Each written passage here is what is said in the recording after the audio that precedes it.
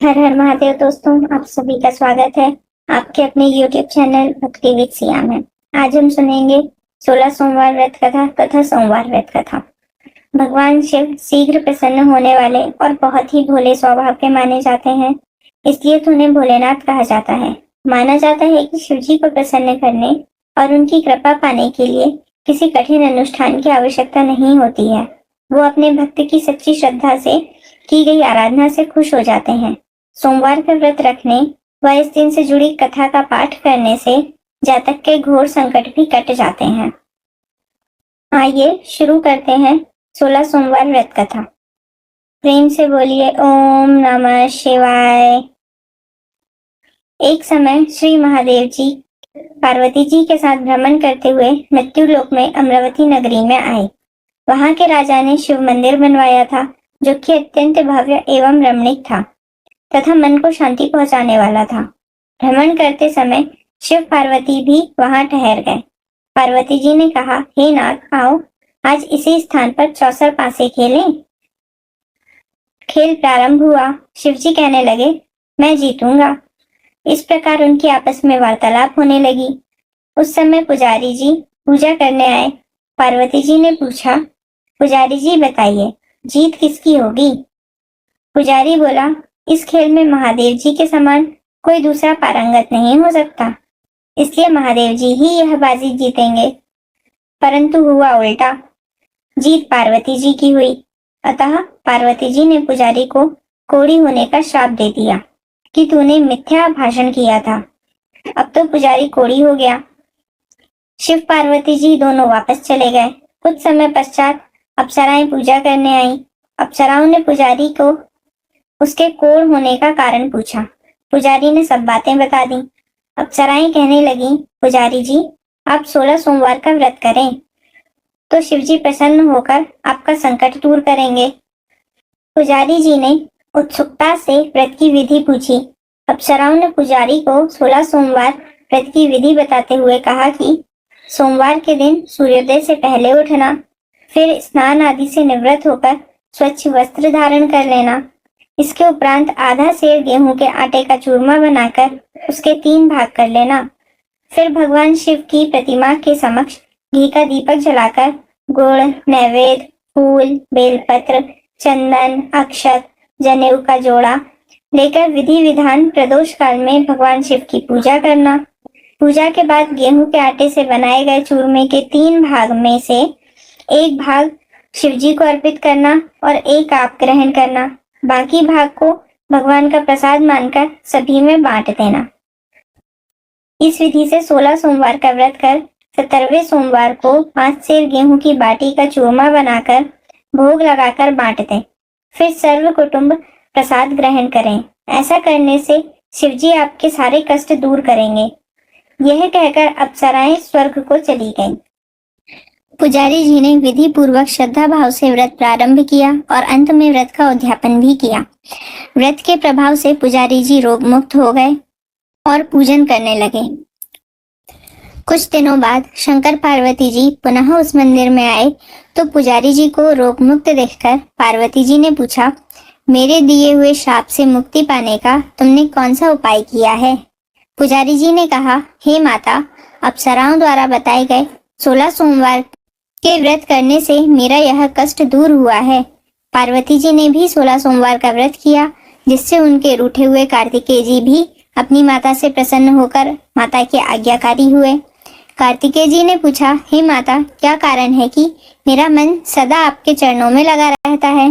पार्वती जी ने कार्तिकेय को 16 सोमवार के व्रत का महात्म्य तथा विधि बताई। तब कार्तिकेय जी ने भी इस व्रत को किया तो उनका बिछड़ा हुआ मित्र मिल गया। कार्तिकेय जी के मित्र ने भी कारण पूछा और बताने पर विवाह की इच्छा से यथाविधि व्रत किया। फलतः वह विदेश गया। वहां के राजा की कन्या का स्वयंवर था। राजा ने प्रण किया था, हथिनी जिस व्यक्ति के गले में वरमाला डाल देगी उसी के साथ राजकुमारी का विवाह करूंगा। यह ब्राह्मण भी स्वयंवर देखने की इच्छा से वहां एक ओर जाकर बैठ गया। हथिनी ने इसी ब्राह्मण मित्र को माला पहनाई तो राजा ने बड़ी धूमधाम से अपनी राजकुमारी का विवाह उसके साथ कर दिया। तत्पश्चात दोनों सुखपूर्वक रहने लगे। एक दिन राजकन्या ने पूछा, हे नाथ, आपने कौन सा पुण्य किया जिससे हथिनी ने आपके गले में वरमाला पहनाई? ब्राह्मण पति ने कहा, मैंने कार्तिकेय जी द्वारा बताए अनुसार 16 सोमवार का व्रत पूर्ण विधि विधान सहित श्रद्धा भक्ति से किया, जिसके फल के कारण मुझे तुम्हारे जैसी सौभाग्यशाली पत्नी मिली। अब तो राजकन्या ने भी सत्य पुत्र प्राप्ति के लिए व्रत किया और सर्वगुण संपन्न पुत्र प्राप्त किया। बड़े होने पर पुत्र ने पूछा, माताजी, किस पुण्य से आपको मेरी प्राप्ति हुई है? राजकन्या ने सब विधि 16 सोमवार का व्रत बताया। पुत्र राज्य की कामना से व्रत करने लगा। उसी समय दूसरे राज्य के राजा के दूतों ने आकर उसे अपनी राजकुमारी के लिए चुना। आनंद से विवाह संपन्न हुआ। राजा के दिवंगत होने पर ब्राह्मण कुमार को राजगद्दी मिली। वह इस व्रत को करता रहा। एक दिन अपनी पत्नी को पूजा सामग्री शिवालय में ले जाने को कहा, परंतु उसने दासियों द्वारा भिजवा दी।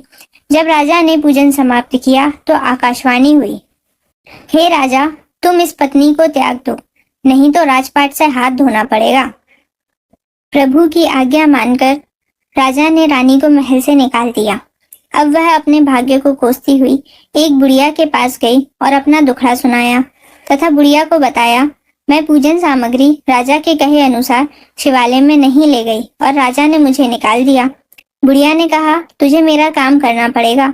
उसने स्वीकार कर लिया। तब बुढ़िया ने सूत की गठरी उसके सिर पर रखी और बाजार भेज दिया। रास्ते में आंधी आई तो सिर पर रखी गठरी उड़ गई। बुढ़िया ने डांटकर उसे भगा दिया। वहां से तेली के यहाँ पहुंची तो तेली के सब बर्तन चटक गए। तेली ने भी उसे निकाल दिया। पानी पीने नदी पहुंची तो नदी सूख गई। सरोवर पहुंची तो हाथ का स्पर्श होते ही जल में कीड़े पड़ गए। उसी जल को पीकर आराम करने जिस पेड़ के नीचे जाती वह सूख जाता।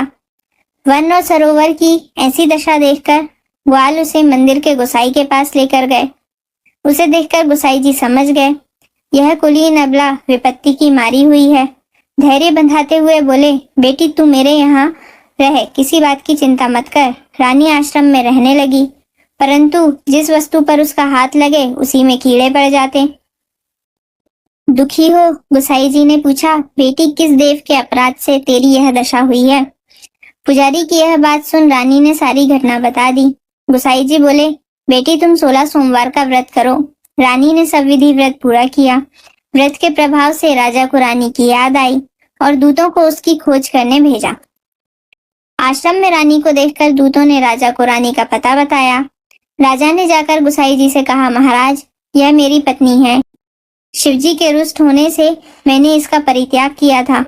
शिवजी की कृपा से मैं इसे लेने आया हूँ। कृपया इसे जाने की आज्ञा दें। गोसाई जी ने आज्ञा दे दी। राजा रानी नगर में आए।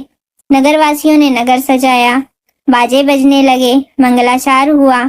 तत्पश्चात शिवजी की कृपा से प्रतिवर्ष 16 सोमवार का व्रत कर वह रानी के साथ सुखपूर्वक रहने लगे। इस प्रकार जो मनुष्य भक्ति सहित और विधि पूर्वक 16 सोमवार के व्रत को करता है और कथा सुनता है, उसकी सभी मनोकामनाएं पूर्ण होती हैं और अंत में वह शिवलोक को प्राप्त होता है। प्रेम से बोलिए ओम नमः शिवाय। आइए सुनते हैं सोमवार व्रत कथा। एक बार एक नगर में एक साहूकार था। उसके घर में धन की कोई कमी नहीं थी, लेकिन कोई संतान न होने के कारण वह बहुत दुखी था। संतान प्राप्ति के लिए वह सोमवार को व्रत रखता था और पूरी श्रद्धा के साथ शिव मंदिर जाकर भगवान शिव और माता पार्वती की पूजा करता था। उसकी भक्ति देखकर एक दिन माँ पार्वती प्रसन्न होकर भगवान शिव से साहूकार की मनोकामना पूर्ण करने का निवेदन करने लगी। पार्वती जी के आग्रह पर भगवान शिव ने कहा, हे पार्वती, इस संसार में हर प्राणी को उसके कर्मों का फल मिलता है और जिसके भाग्य में जो हो उसे भोगना ही पड़ता है।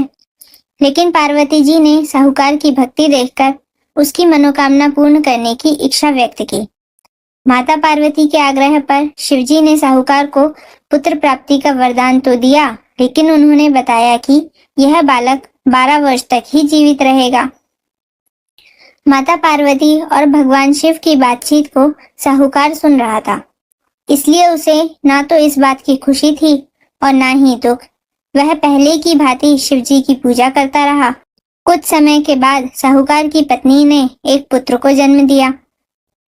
जब बालक 11 वर्ष का हो गया तो वह पूर्ण युवा जैसा लगने लगा। फलतः सभी चाहने लगे कि उसका विवाह कर दिया जाए। नगर सेठानी का भी यही आग्रह था, किंतु नगर सेठ पुत्र के विवाह को तैयार नहीं हुआ। साहूकार ने पुत्र के मामा को बुलाकर उसे बहुत सारा धन देते हुए कहा कि तुम इस बालक को काशी विद्या प्राप्ति के लिए ले जाओ। तुम लोग रास्ते में यज्ञ कराते जाना और ब्राह्मणों को भोजन दक्षिणा देते हुए जाना। दोनों मामा भांजे इसी तरह यज्ञ कराते और ब्राह्मणों को दान दक्षिणा देते काशी नगरी निकल पड़े। इस दौरान रात में एक नगर पड़ा जहां नगर के राजा की कन्या का विवाह था, लेकिन जिस राजकुमार से उसका विवाह होने वाला था वह एक आंख से काना था। राजकुमार के पिता ने अपने पुत्र के काना होने की बात को छुपाने के लिए सोचा, क्यों ना साहूकार के पुत्र को दूल्हा बनाकर राजकुमारी से विवाह करा दूं। विवाह के बाद इसको धन देकर विदा कर दूंगा और राजकुमारी को अपने नगर ले जाऊंगा। लड़के को दूल्हा के वस्त्र पहनाकर राजकुमारी से विवाह करा दिया। साहूकार का पुत्र ईमानदार था, उसे यह बात सही नहीं लगी, इसलिए उसने अवसर पाकर राजकुमारी के दुपट्टे पर लिखा कि तुम्हारा विवाह तो मेरे साथ हुआ है, लेकिन जिस राजकुमार के साथ तुम्हें भेजा जाएगा वह एक आंख से काना है। मैं तो काशी पढ़ने जा रहा हूँ। अब राजकुमारी ने चुन्नी पर लिखी बातें पढ़ी तो उसने अपने माता पिता को यह बात बताई। राजा ने अपनी पुत्री को विदा नहीं किया, फिर बारात वापस चली गई। दूसरी ओर साहूकार का लड़का और उसका मामा काशी पहुंचे। वहां जाकर उन्होंने यज्ञ किया। जिस दिन लड़का 12 साल का हुआ उस दिन भी यज्ञ का आयोजन था। लड़के ने अपने मामा से कहा, मेरी तबीयत कुछ ठीक नहीं है। मामा ने कहा कि तुम अंदर जाकर आराम कर लो। शिवजी के वरदान अनुसार कुछ ही देर में उस बालक के प्राण निकल गए। जब मामा पुनः उसे पूजा के लिए बुलाने आए तब मृत भांजे को देख उसके मामा ने विलाप करना शुरू किया। संयोगवश उसी समय शिवजी और माता पार्वती उधर से जा रहे थे। माता पार्वती ने भोलेनाथ से कहा, स्वामी, मुझे इसके रोने के स्वर सहन नहीं हो रहा है, आप इस व्यक्ति के कष्ट को दूर करें। जब शिवजी मृत बालक के समीप गए तो वह बोले, यह उसी साहूकार का पुत्र है जिसे मैंने 12 वर्ष की आयु का वरदान दिया था। अब इसकी आयु पूरी हो चुकी है। लेकिन मातृभाव से विभोर माता पार्वती ने कहा, हे महादेव, आप इस बालक को और आयु देने की कृपा करें, अन्यथा इसके वियोग में इसके माता पिता भी तड़प तड़प कर मर जाएंगे। माता पार्वती के पुनः आग्रह पर भगवान शिव ने उस लड़के को जीवित होने का वरदान दिया। शिवजी की कृपा से वह लड़का जीवित हो गया। शिक्षा पूरी करके लड़का मामा के साथ अपने नगर की ओर वापस चल दिए। दोनों चलते हुए उसी नगर में पहुंचे जहां उसका विवाह हुआ था। उस नगर में भी उन्होंने यज्ञ का आयोजन किया। उस लड़के के ससुर ने उसे पहचान लिया और महल में ले जाकर उसकी खातिरदारी की और अपनी पुत्री को विदा किया। इधर साहूकार और उसकी पत्नी भूखे प्यासे रहकर बेटे की प्रतीक्षा कर रहे थे। उन्होंने प्रण कर रखा था कि यदि उन्हें अपने बेटे की मृत्यु का समाचार मिला तो वह भी प्राण त्याग देंगे, परंतु अपने बेटे के जीवित होने का समाचार पाकर वह बेहद प्रसन्न हुए। उसी रात भगवान शिव ने साहूकार के स्वप्न में आकर कहा, हे श्रेष्ठी, मैंने तेरे सोमवार के व्रत करने और व्रत कथा सुनने से प्रसन्न होकर तेरे पुत्र को लंबी आयु प्रदान की है। इसी प्रकार जो कोई सोमवार व्रत करता है या कथा सुनता है और पढ़ता है उसके सभी दुख दूर होते हैं और सभी मनोकामनाएं पूर्ण होती हैं। प्रेम से बोलिए हर हर महादेव। ओम नमः शिवाय। नमः पार्वती पतये। हर हर महादेव।